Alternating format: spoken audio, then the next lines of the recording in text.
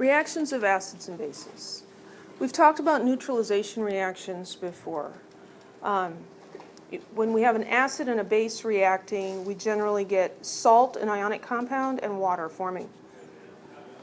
So here's HCl and KOH. The HCl is the acid. It's going to donate this proton. The hydroxide ion is the base. It's going to accept the proton, and we're going to form water. And then what's left is the KCl.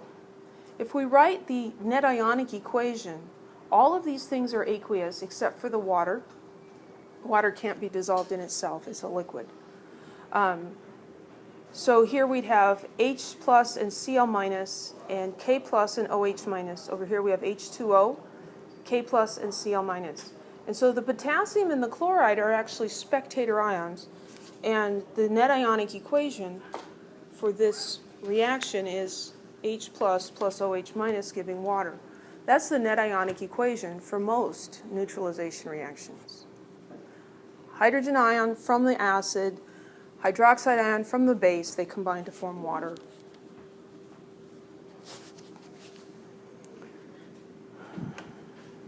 Here's an example of hydrochloric acid reacting with baking soda. Sodium hydrogen carbonate. And this generates water, carbon dioxide, and sodium chloride.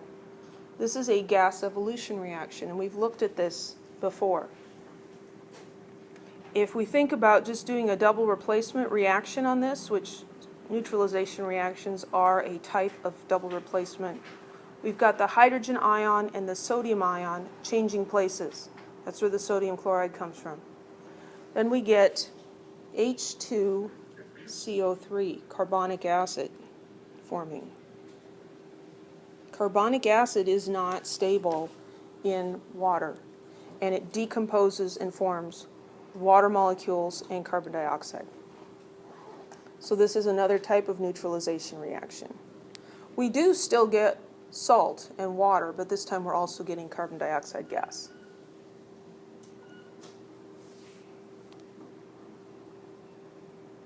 Let's write a molecular equation for the reaction occurring between aqueous H3PO4 and aqueous NaOH.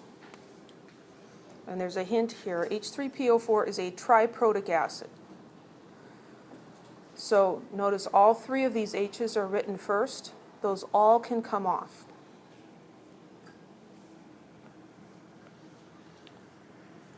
So we're going to start with H3PO4 aqueous plus NaOH aqueous.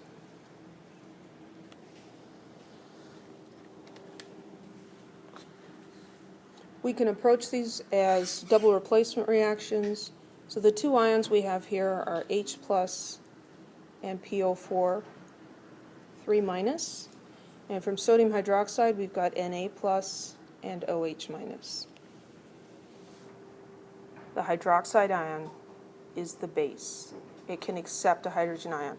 This is the acid. It can donate a hydrogen ion. And so the hydroxide ion and the hydrogen ion are going to get together, and the phosphate and the sodium are going to get together.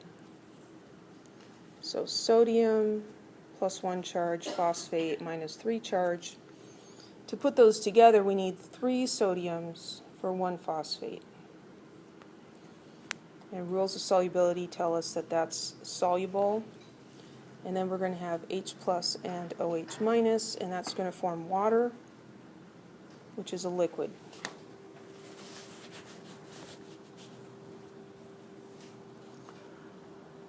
When we see this H3, it's going to require 3 hydroxides because it has 3 hydrogen ions. And so we're going to need 3 hydroxide ion molecules, or 3 moles of sodium hydroxide. That'll give us the 3 NAs we need over here. Here's the PO4. We had 1 on each side. And then we had 3 hydroxides and 3 hydrogens, and that's going to make 3 water molecules. And there's the molecular equation. Any questions?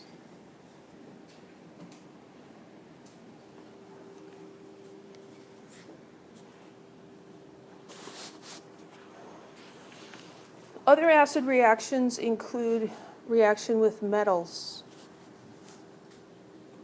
Hydrochloric acid will dissolve magnesium, forming hydrogen gas and magnesium chloride, a salt. Sulfuric acid will dissolve zinc metal, forming hydrogen gas and salt. Hydrochloric acid dissolves iron, forming hydrogen gas and salt. But some metals do not react with acids.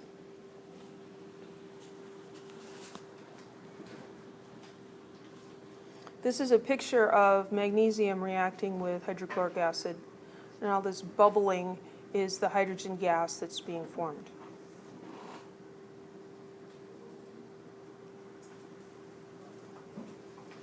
When acids react with metal oxides, they generally produce water and salt. And so there's kind of a theme here, isn't there?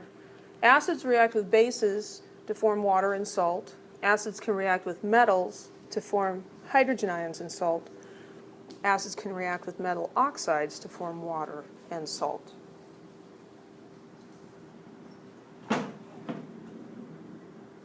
So let's write an equation for the reaction of hydrochloric acid with strontium metal.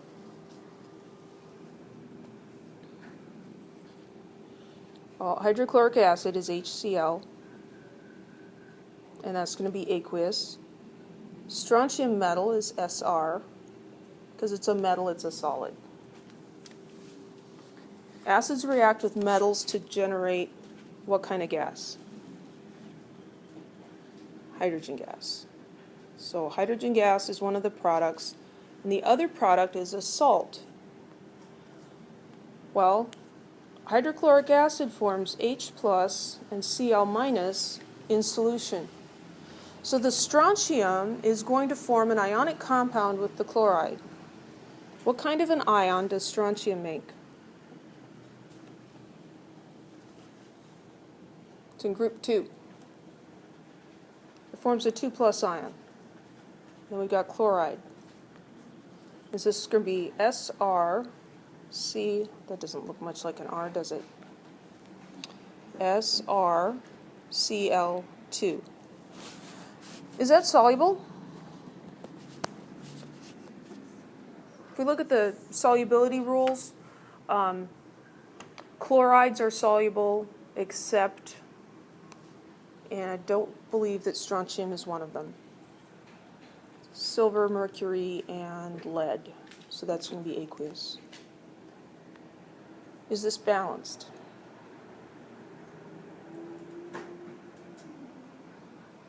No. We have 2 chlorides on the right and only 1 on the left, so we'll put a 2 here. And then that takes care of the hydrogen problem. Now we've got 2 here and 2 there. Where did you get the H2? That's something you have to remember. So acids react with metals, and they give hydrogen gas and salt.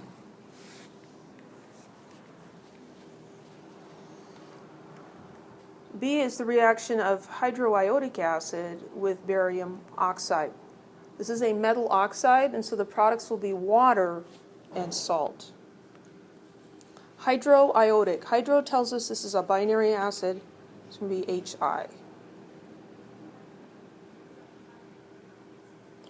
And barium oxide. Barium has a 2+ charge as an ion. Oxygen is 2-, and so this is BaO.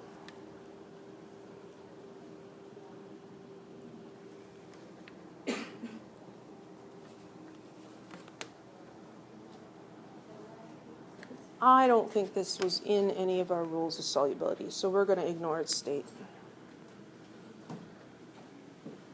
Products that are going to form, and you just have to remember this, water and salt. So the hydrogens from the acid and the oxygen from the oxide are what go into the water. And so here we've got H+ and I-. So what's left is the I- and the barium to make the salt. So Ba 2+ and I-. It's going to be BaI2.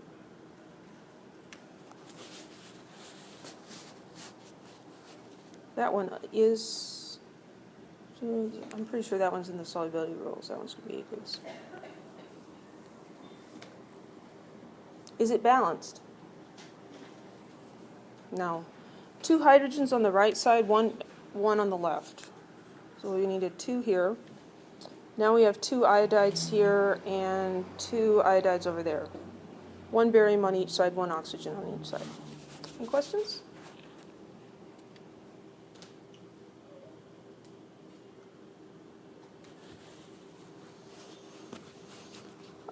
Base reactions, the important ones are the neutralization reactions.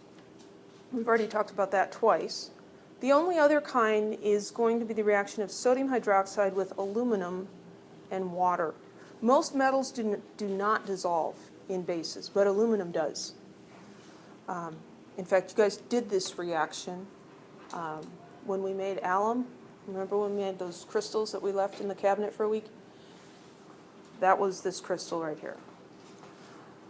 So sodium hydroxide can be used to dissolve aluminum metal, and it's in aqueous solution, so there's plenty of water available, and you end up with sodium aluminum hydroxide, also known as alum, and hydrogen gas. And remember, when we added the sodium hydroxide to the little torn up pieces of foil, we did it in the hood because it was bubbling and fizzing and splattering sodium hydroxide all over the place.